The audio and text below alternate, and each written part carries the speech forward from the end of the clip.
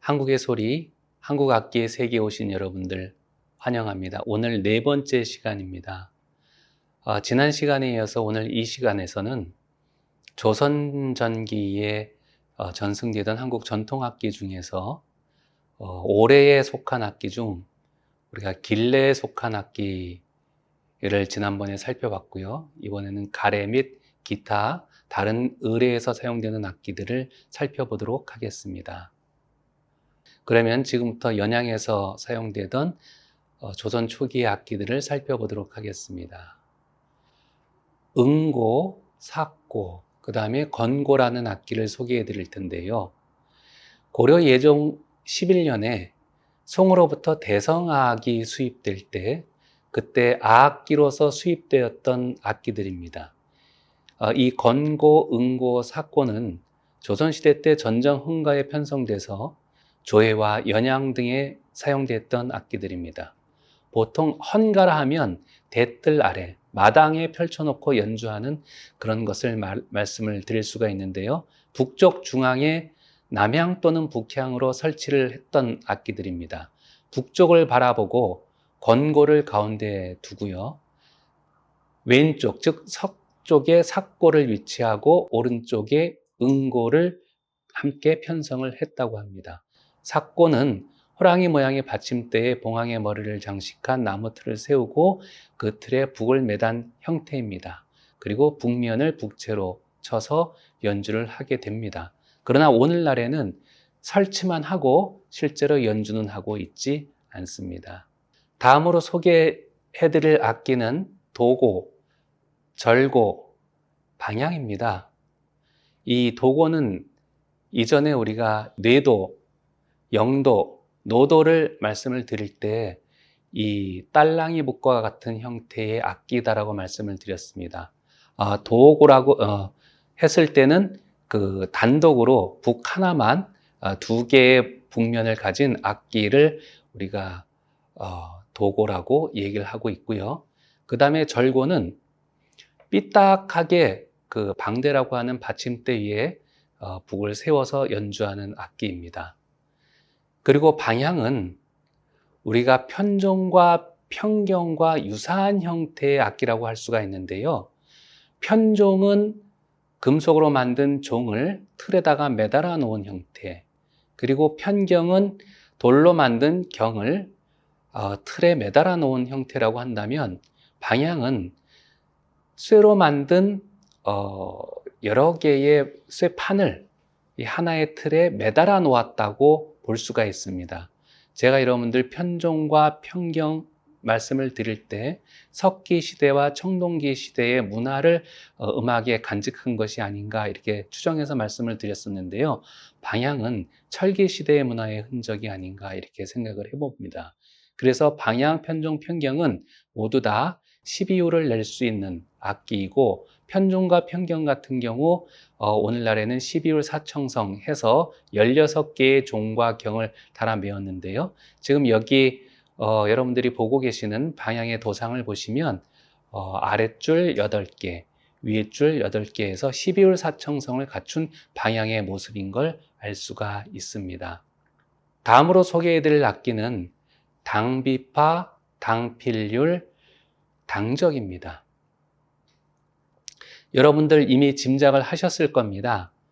당이라고 하는 이름이, 명칭이 악기 명칭으로 사용이 됐을 때는 이 악기들은 당에서 온 악기다라고 생각을 할 수 있을 겁니다.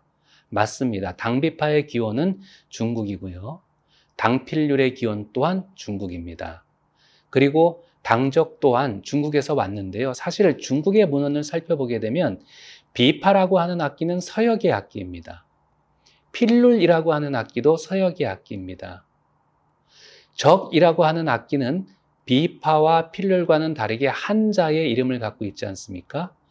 한자의 이름을 갖고 있는 악기는 중국에서 자생한 악기다라고 이렇게 얘기를 하고 있는데 사실은 적이라고 하는 악기는 전 세계에서 다양하게 자생할 수 있는 그런 악기이기 때문에 꼭 그 중국에서 자생했다고만은 볼 수 없지만 우리가 당적이라고 할 때는 중국에서 사용되던 정류의 악기가 들어와서 한국에 정착했을 때 그것을 당적이라고 부른다라고 생각할 수 있겠습니다. 비파의 이름은요, 악기 연주법에서 나왔습니다. 채를 가지고 아래로 치고 위로 뜯을 때 우리가 비파라고 얘기를 합니다. 그래서 악기의 연주법이 악기의 명칭에 남아있는 예고요. 필률이라고 하는 것은 삐리라고 해서 그 악기가 내는 소리를 음차해서 악기의 명칭으로 쓰고 있는 것입니다. 사실 적이라고 하는 악기 명칭도 중국식으로 발음을 하게 되면 D가 되기 때문에 악기의 소리를 흉내내는 것이라고 할 수 있습니다. 그래서 당비파, 당필률, 당적이 중국으로부터 건너온 악기로서 연양해서 사용되었다라고 할 수가 있는데요. 당비파는 우리가 지금 그림에서 볼 수 있듯이 네 현을 가지고 있습니다. 그리고 보면 현을 묶어주는 조임새 부분이 이렇게 굽어져 있습니다. 그래서 우리가 당비파를 곡경비파라고도 부릅니다. 여기서 경은 목입니다. 그러니까 넥이고 이 목이 굽어져 있다라고 해서 이 곡경비파라고 부르는 것이 당비파입니다. 다음으로는 대쟁과 아쟁 그리고 화, 퉁소에 대해서 알아보도록 하겠습니다. 대쟁은 쟁의 일종으로서 큰 쟁이라는 뜻입니다. 굉장히 많은 현을 가지고 있죠. 이 쟁은 한자짜리 이름을 가지고 있기 때문에 중국에서 자생한 악기로 보고 있습니다. 그래서 이 악기는 쟁쟁거린다는 뜻에서 악기의 소리를 흉내낸 그런 그 이름을 악기 명칭으로 삼고 있습니다. 손으로 연주를 하고 있는데 사실 대쟁은 안족과 같은 그런 부분이 있어서 높이를 조율할 수 있게 되어 있는데 여기서의 대쟁은 지금 안족이 보이지 않고 있습니다. 그리고 아쟁은요, 아쟁 그림을 보시게 되면 칠연이고요. 밑에 어떤 나무 막대가 하나 가로 놓여져 있습니다. 이 막대가 활입니다. 아쟁은 이 활로 이 악기 몸체에 있는 현을 긁어서 내는 악기입니다. 그리고 화, 여러분들 이미 우리가 악기를 소개할 때 화생우라고 하는 그 포부의 악기가 있었다라고 말씀을 드렸는데 연양에서도 이 화가 사용되기 때문에 세종실록에 이렇게 제시가 된 것으로 보고요. 그 옆에 보이는 악기는 퉁소입니다. 이 퉁소에서 퉁은 통할 통자와 통합니다. 그 뜻은 위아래가 뚫려 있다는 것입니다. 그래서 맨 위에 소리를 낼 수 있는 치구가 되어 있고요. 그 밑에 보시면 또 구멍이 하나 있습니다. 그 구멍이 소위 말해서 청공이라고 하는 것인데요. 청공은 얇은 갈대막을 그 위에 붙여서 김을 내서 소리를 낼 때 그 막이 떨려서 아주 명쾌한 소리를 낼 수 있게 만든 장치입니다. 이 퉁소도 중국에서 기원한 악기라고 할 수가 있겠습니다. 앞에 화가 있듯이 생하고 우 또한 이 연양에서 많이 사용되는 악기였습니다. 그리고 그 옆에 보시는 월금이라는 악기가 있습니다. 월금의 악기 이름은 달처럼 생긴 금이라는 뜻입니다. 우리가 금이라고 쓰게 되면 그 금은 현악기 전체를 의미하기도 합니다. 사실 금이 금슬이라고 해서 이 악기로서 쓰였을 때는 그 칠연을 가진 독특한 형태의 악기를 뜻하는 것인데 금이라고 얘기했을 때는 모든 현악기의 총칭을 말할 수도 있습니다. 여기에서 월금은 둥근 그 달과 같은 울림통을 갖고 있는 루트 계열의 악기. 그러니까 오늘날 우리가 많이 연주하는 기타 형태로 가슴에 안고 연주하는 그런 형태의 악기라고 볼 수가 있고요. 지금 여기에 제시된 월금은 4개의 현을 갖고 있는 악기라고 할 수 있겠습니다. 그리고 교방고입니다. 교방고는 지금 틀 위에 양면에 그 가죽을 댄 그 북통을 이렇게 올려놓은 형태를 하고 있고요. 사람이 그 서서 이 북 윗면을 채로 치는 형태입니다. 이 교방이라고 하는 것은 악공과 여기들이 음악을 훈련을 하는 그런 장소를 교방이라고 합니다. 그리고 또 교방이 시대에 따라서 다른 의미를 가지는데 이 교방은 음악을 관장하는 음악 기관을 또 말하기도 했습니다. 그래서 이 교방고라고 하는 것은 바로 그러한 곳에서 사용하는 북이라는 뜻임을 알 수가 있습니다. 다음으로 소개해드릴 악기는 현금, 가야금, 향필률, 향비파, 대적입니다. 이제 오늘날 한국에서 가장 중요한 악기들이 나왔습니다. 현금은 거문고라고도 얘기를 합니다. 이 거문고는 고구려 때 왕산악이라는 재상이 중국으로부터 건너온 악기를 개량해서 만들었다고 알려져 있습니다만은 사실은 고구려 시대의 와공후라고 하는 악기, 그 악기의 후신으로 우리가 보고 있습니다. 현금이 거문고라고 불리는 이유는 현자가 거물현으로 읽히기 때문에 우리가 그렇다라고 알 수도 있습니다만은 이 거문이라고 하는 것이 고마, 즉 고려, 고구려를 의미하는 뜻이기 때문에 고구려의 금이라고 해석되기도 합니다.